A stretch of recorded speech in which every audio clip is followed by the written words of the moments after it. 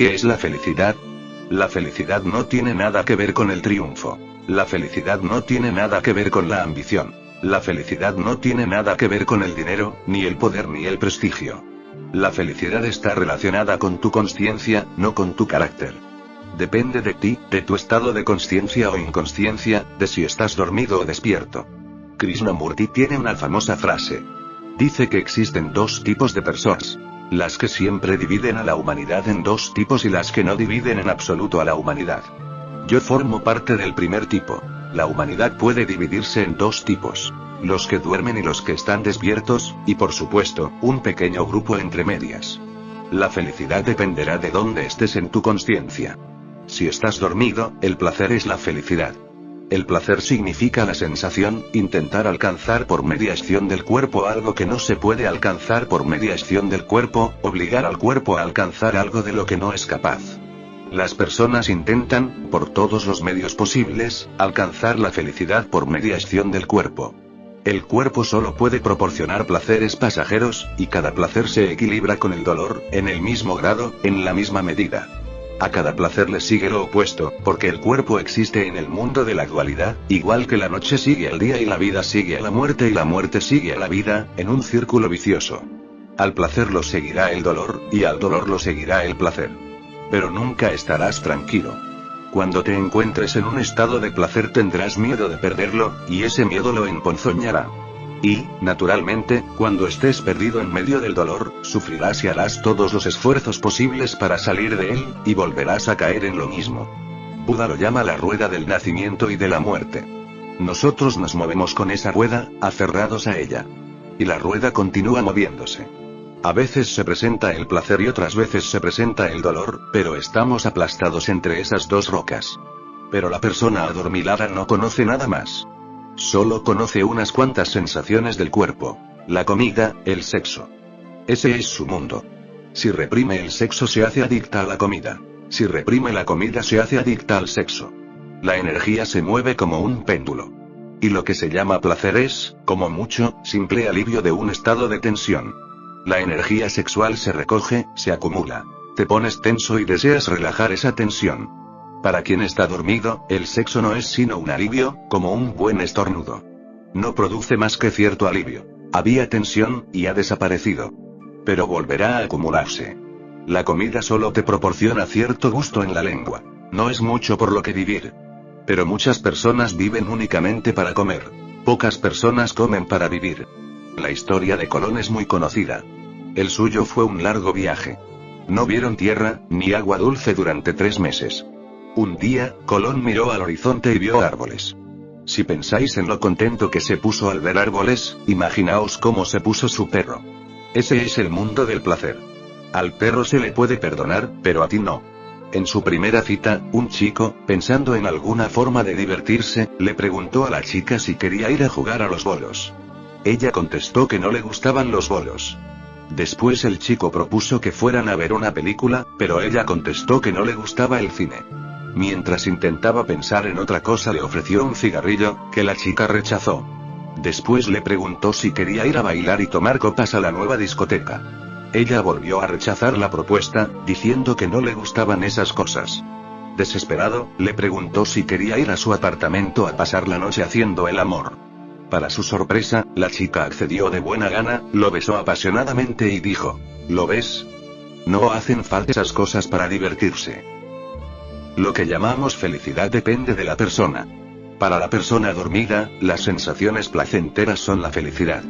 La persona dormida vive cambiando de un placer a otro. Se precipita de una sensación a otra. Vive para las pequeñas emociones. Lleva una vida muy superficial. No tiene profundidad, no tiene calidad. Vive en el mundo de la cantidad. También hay personas que están entre medias, ni dormidas ni despiertas, que viven en un limbo, un poquito dormidas y un poquito despiertas. A veces se puede tener esa experiencia a primera hora de la mañana.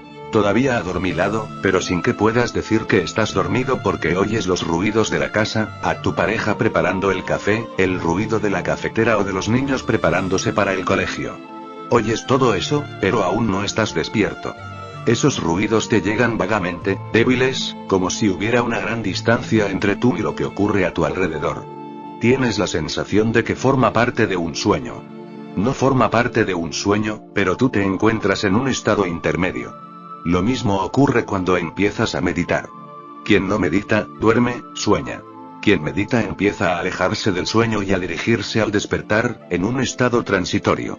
Entonces la felicidad tiene un sentido completamente distinto. Tiene más de calidad y menos de cantidad. Es algo más psicológico, menos fisiológico.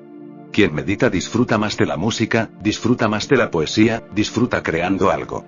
Esas personas disfrutan de la naturaleza, de su belleza. Disfrutan del silencio, disfrutan de lo que nunca habían disfrutado antes, y eso es mucho más duradero. Incluso si se para la música, algo persiste. Y no es un alivio. La diferencia entre el placer y esta clase de felicidad consiste en que no es un alivio, sino un enriquecimiento. Te sientes más pleno, empiezas a desbordarte. Al escuchar buena música, algo estalla en tu ser, surge una armonía en ti. Te haces música. O, al bailar, de pronto te olvidas de tu cuerpo. Tu cuerpo es ingrávido. La gravedad pierde su poder sobre ti. De repente te encuentras en otro espacio. El ego no es tan sólido, el bailarín se funde y se fusiona con la danza. Esto es mucho más elevado, mucho más profundo que el placer que se obtiene de la comida o del sexo. Esto es algo profundo, pero no lo supremo. Lo supremo solo ocurre cuando estás plenamente despierto, cuando eres un Buda, cuando ha desaparecido todo el sueño, cuando todo tu ser está lleno de luz, cuando no hay oscuridad en tu interior. Toda la oscuridad ha desaparecido y, junto con la oscuridad, el ego. Han desaparecido todas las tensiones, las angustias, las ansias. Te encuentras en un estado de absoluta satisfacción. Vives en el presente. Se acabaron el pasado y el futuro. Estás por completo aquí. Este momento lo es todo. Ahora es el único tiempo y aquí es el único espacio. Y de repente el cielo desciende sobre ti. Eso es la dicha. Eso es la verdadera felicidad. Busca la dicha. Es tu derecho inalienable. No sigas perdido en la jungla de los placeres. Elévate un poco. Ve en busca de la felicidad y después de la dicha. El placer es animal. La felicidad es humana. La dicha, divina. El placer te ata, es una esclavitud, te encadena. La felicidad te afloja un poco la cuerda, te da un poco de libertad, pero solo un poco. La dicha es la libertad absoluta. Empiezas a avanzar hacia arriba. Te da alas. Dejas de formar parte de la grosera tierra. Pasas a formar parte del cielo. Te conviertes en luz, en alegría. El placer depende de los demás. La felicidad no depende de otros, pero de todos modos es algo distinto de ti. La dicha no depende de nada, ni es nada distinto de ti. Es tu ser mismo, es tu naturaleza misma. Buda dice, existe el placer y existe la dicha. Renuncia a lo primero para poseer lo segundo. Medita sobre esto lo más profundamente posible, porque contiene una de las verdades más fundamentales. Hay que comprender estas 4 palabras, reflexionar sobre ellas. La primera es placer. La segunda, felicidad. La tercera, alegría, y la cuarta es dicha. El placer es algo físico, fisiológico. El placer es lo superficial de la vida, la excitación. Puede ser sexual o de otros sentidos. Puede convertirse en obsesión con la comida, pero está arraigado en el cuerpo. El cuerpo es tu periferia, tu circunferencia, no tu centro. Y vivir en la circunferencia significa vivir a merced de toda clase de cosas que suceden a tu alrededor. Quien busque el placer quedará a merced de la casualidad. Ocurre como con las olas del mar. Están a merced de los vientos. Cuando soplan vientos fuertes, aparecen las olas. Cuando desaparecen los vientos, desaparecen las olas. No tienen una existencia independiente, son dependientes, y todo lo que depende de algo exterior supone esclavitud. El placer depende del otro. Si amas a una mujer, si ese es tu placer, esa mujer se convierte en tu dueña. Si amas a un hombre, si ese es tu placer y te sientes desgraciada y desesperada sin él, has creado tu propia esclavitud. Has creado una prisión. Ya no eres libre. Si vas en pos del dinero y del poder, dependerás del dinero y del poder. Quien se dedica a acumular dinero, si su placer consiste en tener cada día más dinero, será cada día más desgraciado, porque cuanto más tiene, más quiere, y cuanto más tiene, más miedo tiene de perderlo. Es una espada de doble filo. Querer más es el primer filo de la espada. Cuanto más exiges, cuanto más deseas, cuanto más sientes que te falta algo, más vacío y hueco te sientes. Y el otro filo de la espada es que cuanto más tienes, más temes que te lo quiten. Te lo pueden robar.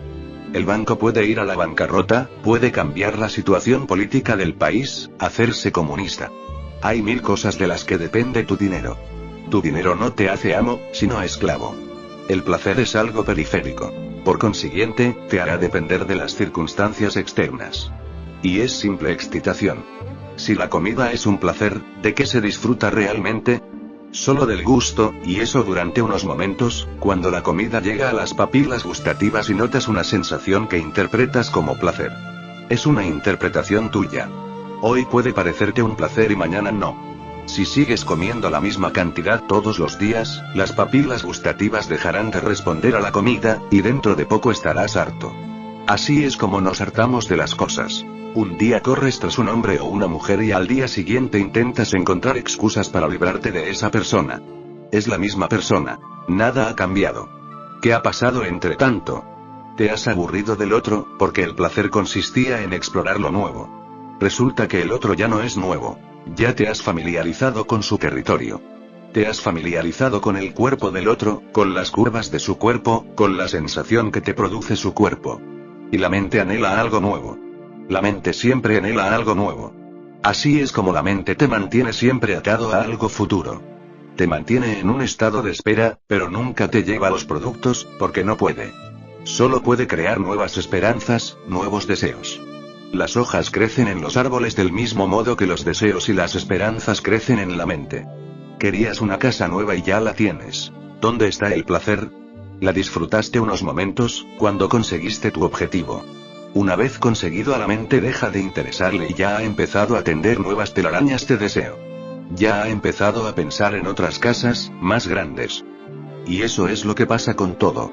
El placer te crea un estado de deseo permanente, de inquietud, una agitación continua. Hay múltiples deseos, todos y cada uno de ellos insaciables, que reclaman toda tu atención. Te conviertes en víctima de una multitud de deseos enloquecedores porque no se pueden cumplir, que te llevan de acá para allá. Tú mismo te conviertes en una contradicción. Un deseo te lleva hacia la izquierda, otro hacia la derecha, y alimentas ambos deseos al mismo tiempo. Y entonces te sientes dividido, escindido, desgarrado. Te sientes hecho pedazos. Nadie más sino tú, es responsable. Es la estupidez del deseo de placer lo que crea esta situación. Y es un fenómeno complejo. No eres tú el único que busca el placer. Millones de personas buscan los mismos placeres. Por eso existe una gran lucha. La competición, la violencia, la guerra. Todos son enemigos entre sí, porque todos tienen el mismo objetivo y no todos pueden conseguirlo. De ahí que la lucha sea tremenda, porque hay que arriesgarlo todo, y por nada, ya que, cuando ganas, no ganas nada. Malgastas tu vida entera en esa lucha. Una vida que podría haber sido una fiesta se convierte en una lucha prolongada, inútil. Cuando vas buscando el placer no puedes amar, porque la persona que va buscando el placer utiliza al otro como medio. Y utilizar al otro como medio es una de las acciones más inmorales, porque cada ser es un fin en sí mismo, y no un medio. Pero cuando buscas el placer tienes que utilizar al otro como medio. Te haces astuto, porque la lucha es tremenda. Si no eres astuto te engañarán, y antes de que los demás te engañen, tú tienes que engañarlos a ellos. Ya advertían Maquiavelo a los buscadores del placer que la mejor forma de defensa es el ataque. No hay que esperar a que el otro ataque. Podría ser demasiado tarde. Antes de eso, atácalo tú. Esa es la mejor forma de defensa. Y es un consejo que se sigue, tanto si se conoce a Maquiavelo como si no. Es muy extraño. La gente conoce a Jesucristo, a Buda, a Mahoma, a Krishna, pero nadie los sigue. La gente no sabe gran cosa de Maquiavelo, pero a él sí lo siguen, como si tuviera mucha importancia para ellos. No hace falta que lo leáis. Simplemente lo seguís. Vuestra sociedad está basada en los principios maquiavélicos. En eso consiste el juego político. Antes de que alguien te quite algo, quítaselo tú. Tienes que estar siempre en guardia. Naturalmente, si estás siempre en guardia, te sentirás tenso, angustiado, preocupado. Todo el mundo está en tu contra y tú estás en contra de todo el mundo. De modo que el placer no es ni puede ser la meta de la vida. La segunda palabra que hay que comprender es la felicidad. El placer es algo fisiológico. La felicidad es algo psicológico. La felicidad es un poco mejor, algo un poco más refinado, un poco más elevado, pero no muy distinto del placer. Podría decirse que el placer es una clase más baja de felicidad y que la felicidad es una clase más elevada de placer. Las dos caras de la misma moneda. El placer es un poco primitivo, animal. La felicidad es un poco más refinada, un poco más humana, pero es el mismo juego, que se juega en el mundo de la mente. No te preocupas tanto de las sensaciones fisiológicas como de las sensaciones psicológicas, pero no existe diferencia en lo fundamental. La tercera es la alegría. La alegría es algo espiritual. Es algo distinto, completamente distinto del placer y de la felicidad. No tiene nada que ver con lo externo, con el otro. Es un fenómeno interno. La alegría no depende de las circunstancias. Es algo tuyo. No es una excitación producida por las cosas. Se trata de un estado de paz, de silencio, un estado meditativo. Es espiritual. Pero Buda tampoco habla de la alegría, porque existe otra cosa que va más allá de la alegría. Él lo llama dicha. La dicha es algo absoluto. No es algo fisiológico, ni psicológico ni espiritual. No sabe de divisiones. Es indivisible. Es absoluta en un sentido y trascendente en otro. Buda solo emplea dos palabras en esta frase. La primera es el placer, que incluye la felicidad. La segunda es la dicha, que incluye la alegría. La dicha significa alcanzar el núcleo más profundo de tu ser. Se encuentra en las profundidades últimas de tu ser, donde ni siquiera el ego existe, donde reina el silencio. Tú has desaparecido. En la alegría existes un poco, pero en la dicha dejas de existir. Se ha disuelto el ego. Es un estado de no ser. Buda lo llama nirvana. El nirvana significa dejar de ser, ser un vacío infinito como el cielo. Y en el momento en que eres el infinito, te inundas de estrellas e inicias una vida completamente nueva. Renaces. El placer es algo momentáneo, algo que pertenece a la esfera del tiempo, es algo de momento. La dicha es intemporal, atemporal. El placer comienza y termina. La dicha ni va ni viene. Está en el núcleo más profundo de tu ser. El placer hay que arrancárselo a otro. O eres mendigo o eres ladrón. La dicha te hace el amo. La dicha no es algo que te inventas, sino algo que descubres. La dicha es tu naturaleza más íntima. Estaba allí desde el principio, pero tú no te habías fijado. No te has dado cuenta porque no miras hacia adentro. Esa es la única desgracia del ser humano. Que solo mira hacia afuera, siempre en busca y en pos de algo. Y ese algo no se puede encontrar en el exterior porque no está allí. Ahora una pequeña historia del Zen. Medita sobre ella. Una tarde, Rabilla, una famosa mística sufí, estaba buscando algo en la calle, junto a su pequeña choza. Se estaba poniendo el sol y la oscuridad descendía poco a poco. La gente fue congregándose y le preguntó: ¿qué haces? ¿Qué se te ha perdido? ¿Qué estás buscando? Ella contestó: se me ha perdido la aguja. La gente dijo: se está poniendo el sol y va a resultar muy difícil encontrar la aguja, pero vamos a ayudarte. ¿Dónde se te ha caído exactamente? Porque la calle es grande, y la aguja, pequeña. Si sabemos exactamente dónde se ha caído resultará más fácil encontrarla.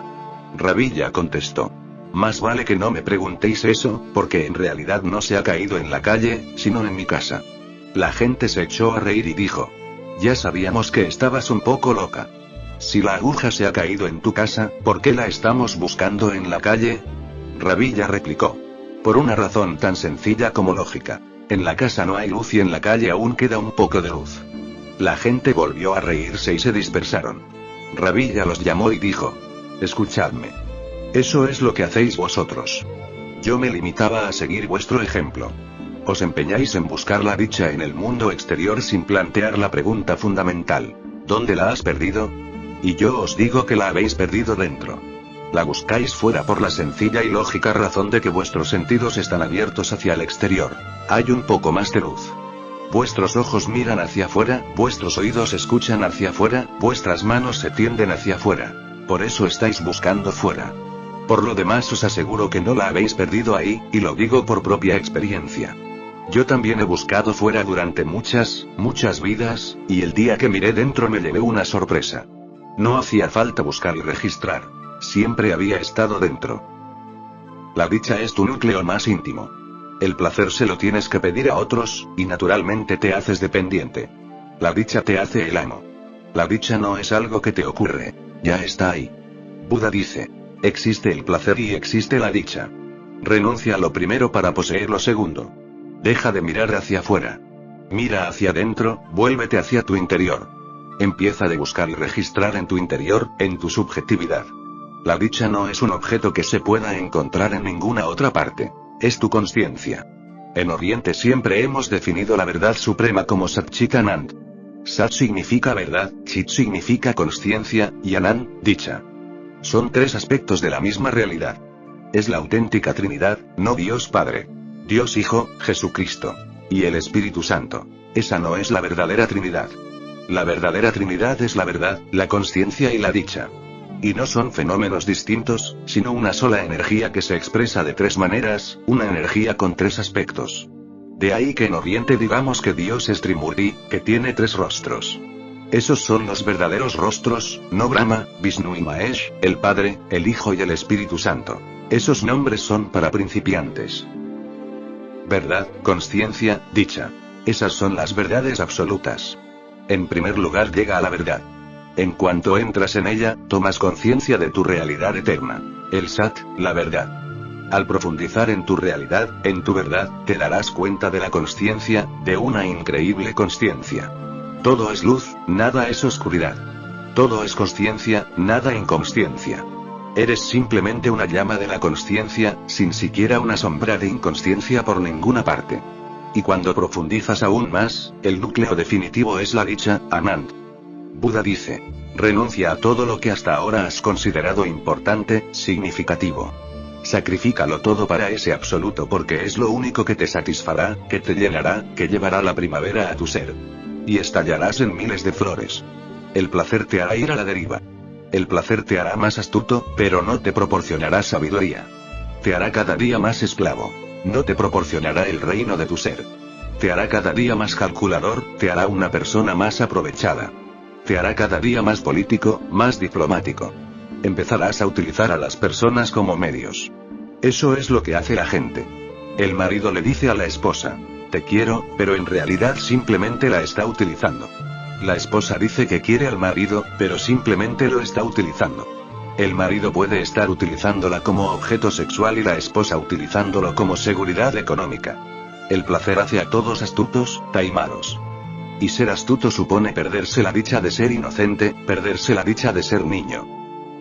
El dinero, el poder, el prestigio. Todo eso contribuye a hacerte astuto. Busca el placer y perderás la inocencia, y perder la inocencia significa perderlo todo. Jesucristo dice: sé como un niño, y solo así entrarás en el reino de Dios. Y tiene razón. Pero quien anda en busca del placer no puede ser inocente como un niño. Tienes que ser muy listo, muy astuto, con mucha política. Solo así puedes vencer en la competición a muerte que hay en todas partes. Todo el mundo está a la greña con todo el mundo, no se vive entre amigos. El mundo no puede ser amable a menos que dejemos esa idea de la competitividad. Pero desde el principio inculcamos al niño el veneno de la competitividad. Cuando acabe la universidad estará totalmente envenenado. Lo hemos hipnotizado con la idea de que tiene que luchar contra los demás, de que la vida es la supervivencia de los más aptos. Así la vida no puede ser una fiesta. Si eres feliz, es a costa de la felicidad de otro. Y así es como puedes ser feliz. No hay otra manera. Si conoces a una mujer hermosa y consigues poseerla, se la habrás arrebatado a otro. Intentamos que las cosas parezcan lo más bonitas posible, pero eso es solo en la superficie. Los que han perdido en el juego se enfadarán, se pondrán furiosos. Esperarán una oportunidad para vengarse, y esa oportunidad se les presentará tarde o temprano. Lo que posees en este mundo lo posees a costa de alguien, a costa del placer de otro. No hay otra manera. Si de verdad no deseas enemistarte con nadie en el mundo, debes abandonar la idea de la posesión. Utiliza lo que tengas a tu lado en el momento, pero no seas posesivo. No intentes reclamarlo como tuyo. No hay nada que sea tuyo. Todo pertenece a la existencia. Llegamos con las manos vacías y nos iremos con las manos vacías, de modo que, ¿para qué reclamar tanto entre medias? Pero eso es lo que sabemos, lo que nos dice el mundo. Posee, domina, ten más que los demás. Puede ser dinero o puede ser virtud. No importa con qué clase de moneda comercies. Puede ser mundana o espiritual. Pero debes ser muy listo, porque si no te explotarán. Explota y no te dejes explotar. Ese es el sutil mensaje que te transmiten con la leche de tu madre. Y todos los colegios y las universidades están basados en la idea de la competición. Pero una verdadera educación no te enseñará a competir. Te enseñará a colaborar. No te enseñará a pelear para llegar de primero. Te enseñará a ser creativo, a ser cariñoso, a ser dichoso sin compararte con los demás. No te enseñará que solo puedes ser feliz si llegas a ser el primero. Es una estupidez. No puedes ser feliz simplemente por ser el primero, y al intentar ser el primero sufrirás tanto que cuando lo consigas te habrás acostumbrado al sufrimiento. Cuando llegues a presidente o primer ministro de un país habrás sufrido tanto que el sufrimiento será tu segunda naturaleza. No conoces otra manera de vivir, solo la del sufrimiento. La tensión ha arraigado en ti. La angustia se ha convertido en tu modo de vida. No conoces otro modo. Así que aunque seas el primero seguirás angustiado, cauto, con miedo. Tu cualidad interna no cambiará en absoluto. Una educación de verdad no te enseñará a ser el primero. Yo te digo que disfrutes de lo que haces, no por los resultados, sino por el acto en sí. Al igual que un pintor, un bailarín o un músico. Puedes pintar de dos maneras. Para competir con otros pintores, porque quieres ser el mejor pintor del mundo, quieres ser un Picasso o un Van Gogh. Entonces tu pintura será de segunda categoría, porque a tu mente no le interesa la pintura en sí. Le interesa que seas el primer pintor del mundo, el mejor. No profundizas en el arte de la pintura. No disfrutas de ella, solo la utilizas como un peldaño. Te has metido en un viaje del ego, y el problema radica en que para ser pintor de verdad tienes que deshacerte por completo del ego. Para ser pintor de verdad, hay que dejar el ego a un lado. Solo así podrá fluir por ti la existencia. Solo así podrás utilizar tus manos, tus dedos y tus pinceles como vehículos. Solo así pueden hacer algo de esa magnífica belleza. Tú no creas la verdadera belleza, sino que ésta se crea a través de ti. La existencia fluye. Tú eres solo un conducto. Tú dejas que ocurra, y nada más. Tú no lo obstaculizas, y nada más. Pero si te interesan demasiado los resultados últimos, que tienes que hacerte famoso, que tienes que ganar el premio Nobel, que tienes que ser el mejor pintor del mundo, que tienes que derrotar a todos los demás pintores que han existido hasta la fecha, entonces no te interesa la pintura. La pintura es algo secundario. Y, naturalmente, si sientes un interés secundario por la pintura, no podrás pintar nada original. Todo será normal y corriente. El ego no puede traer nada extraordinario al mundo. Lo extraordinario solo se produce con la ausencia del ego. Y lo mismo ocurre con el músico, el poeta y el bailarín. Lo mismo ocurre con todo el mundo. Dice Krishna en el Bhagavad Gita: no pienses en absoluto en el resultado. Es un mensaje de belleza, trascendencia y verdad prodigiosa. No pienses en los resultados. Haz lo que estés haciendo con todo tu ser. Piérdete en ello, pierde al hacedor en el hacer. No seas. Deja que tus energías creativas fluyan sin obstáculos. Por eso le dijo a Arjuna: no huyas de la guerra, porque veo que esa huida no es sino un viaje del ego. Tu forma de hablar demuestra que estás calculando, que estás pensando que huyendo de la guerra llegarás a ser un gran santo. En lugar de someterte al todo, te estás tomando a ti mismo demasiado en serio, como si al pensar que tú no estás en ella no habrá guerra. Krishna le dice a Arjuna: debes encontrarte en un estado de dejarte llevar. Dile a la existencia: utilízame como quieras. Estoy a tu disposición, incondicionalmente a tu disposición. Entonces, pase lo que pase a través de ti será completamente auténtico. Tendrá intensidad, tendrá profundidad. Tendrá el efecto de lo eterno. Jesucristo dice: recuerda que los primeros en este mundo serán los últimos en el reino de los cielos, y que los últimos serán los primeros. Os ha dado la ley fundamental, os ha dado la ley eterna, inagotable. No intentes ser el primero. Pero recuerda una cosa, que puede suceder, porque la mente es tan astuta que puede deformar la verdad. Puedes empezar a intentar ser el último, pero entonces resulta que no has entendido nada. Entonces empieza otra competición. Tengo que ser el último, y si alguien dice: yo soy el último, vuelve a comenzar la lucha, el conflicto. Conozco una parábola sufí. Un día, Nadirsa, un gran emperador, estaba rezando. Eran las primeras horas de la mañana. Aún no había salido el sol y estaba oscuro. Nadirsa estaba a punto de iniciar otra conquista, de otro país, y naturalmente, quería que Dios lo bendijera para su victoria. Le decía a Dios: yo no soy nadie, solo un siervo de tus siervos. Dame tu bendición. Voy a trabajar por ti. Esta victoria es tuya. Pero recuerda que yo no soy nadie. Solo soy un siervo de tus siervos. A su lado había un sacerdote, ayudándolo en sus rezos, actuando como mediador entre Dios y él. Y de pronto oyeron otra voz en la oscuridad. También estaba rezando un mendigo de la ciudad, que le decía a Dios: yo no soy nadie. Solo un siervo de tus siervos. El rey dijo: ¿has escuchado a este mendigo? Le está diciendo a Dios que no es nadie. Basta de tonterías. ¿Quién eres tú para decir que no eres nadie? Yo no soy nadie, y nadie más puede asegurar eso. Yo soy el siervo de los siervos de Dios. ¿Quién eres tú para decir que tú eres el siervo de sus siervos? ¿Lo comprendéis? La competición sigue ahí, la misma competición, la misma estupidez. Nada ha cambiado. El mismo cálculo. Tengo que ser el último. No puedo consentir que nadie sea el último. La mente puede seguir jugando a estos juegos si no comprendes las cosas, si no eres muy inteligente. Jamás intentes ser feliz a expensas de la felicidad de otro. Eso es feo, inhumano. Es violencia en el verdadero sentido de la palabra. Si piensas que vas a ser santo por condenar a los demás por pecadores, tu santidad no es sino un nuevo viaje del ego. Si te consideras puro por estar intentando demostrar que los demás son impuros, eso es lo que vuestros santos hacen sin cesar. No paran de alardear de su santidad, de su pureza. Ve a ver a vuestros llamados santos y míralos a los ojos. ¿Cómo te censuran? Dicen que estáis todos condenados al infierno. Condenan a todos. Escucha sus sermones. Todos sus sermones son de condena. Y por supuesto escuchas en silencio su condena porque sabes que has cometido muchos errores en tu vida, que tienes muchas faltas. Y lo han condenado todo, de modo que es imposible que pienses que puedes ser bueno.